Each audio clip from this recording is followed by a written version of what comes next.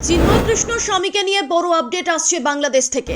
জামিন হলো নাকি দোষী সাব্যস্তই হয়ে গেলেন তিনি? জানেন একবার এই কেসে দোষী প্রমাণিত হলে কি সাজা হবে চিন্ময় কৃষ্ণর? ইউনূসের দেশে বিচার ব্যবস্থার ভয়ঙ্কর রূপ প্রকাশ্যে। এখানে জঙ্গিদের জামিন হয়, সন্ন্যাসীদের নয়। ঠিক যেই আশঙ্কা করা হচ্ছিল সেটাই ঘটে গেল। আজও জামিন পেলেন না ইসকনের প্রাক্তন সন্ন্যাসী চিন্ময় কৃষ্ণ প্রভু। চট্টগ্রাম আদালতে খারিজ হয়ে যায় তার জামিনের আবেদন। চিন্ময়ের জামিনের আবেদন করেন তার আইনজীবীরা, তবে রাষ্ট্রপক্ষ থেকে জামিনের বিরোধিতা করা হয় এবং শুনানি শেষে আদালত জামিনের আবেদন নামঞ্জুর করেন। জানা যাচ্ছে শুনানিতে চিন্ময়ের পক্ষে 11 জন আইনজীবী অংশ নিয়েছিলেন। তারা আদালতকে বলেন ষড়যন্ত্রমূলকভাবে চিন্ময় দাসকে মামলায় জড়ানো হয়েছে, তিনি সম্পূর্ণ নির্দোষ। চিন্ময়ের আইনজীবী অপূর্ব কুমার ভট্টাচার্য বাংলাদেশের বিভিন্ন সংবাদ মাধ্যমকে জানিয়েছেন, নিম্ন আদালতে জামিনের আবেদন নামঞ্জুর হওয়ায় উচ্চ আদালতে আবেদন করবেন তারা। আইনজীবী রবীন্দ্র ঘোষ অসুস্থ হয়ে কলকাতার হাসপাতালে ভর্তি, তাই অন্য 3 হিন্দু আইনজীবী এগিয়ে আসেন সওয়াল করার জন্য। তবে আদালত তাদের যুক্তি মেনে নেয়নি। রাষ্ট্রদ্রোহের মামলায় সবুজ সংকেত দিয়ে চিন্ময় প্রভুর জামিন খারিজ করে দেন বিচারক, ফলে তাকে এখন জেলেই থাকতে হবে।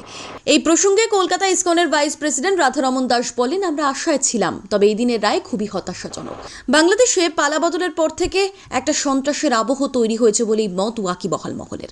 অন্তর্বর্তী সরকার গঠনের পর থেকে বড় বড় জঙ্গি নেতাদের জামিন মঞ্জুর করেছে ইউনূসের আদালত, কিন্তু এবার সেই আদালতে এই জামিন মামলা খারিজ হয়ে গেল সন্ন্যাসী চিন্ময় কৃষ্ণ প্রভুর।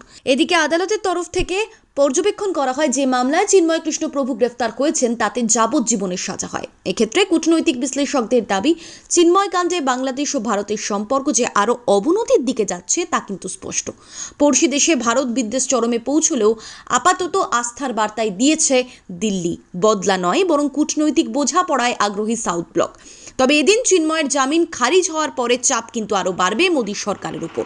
প্রধানমন্ত্রী নরেন্দ্র মোদীর তথাকথিত হিন্দু রাষ্ট্রবাদী সরকার কেন ওপার বাংলায় হিন্দুদের নিরাপত্তা নিশ্চিত করতে পারছে না, সে প্রশ্ন ক্রমে জোরালো হচ্ছে। তাহলে কি বিক্রম মিস্ত্রির ঢাকা সফর ব্যর্থ হয়ে গেল? এবার দেখার ভারত এক্ষেত্রে কি অবস্থান নেয়।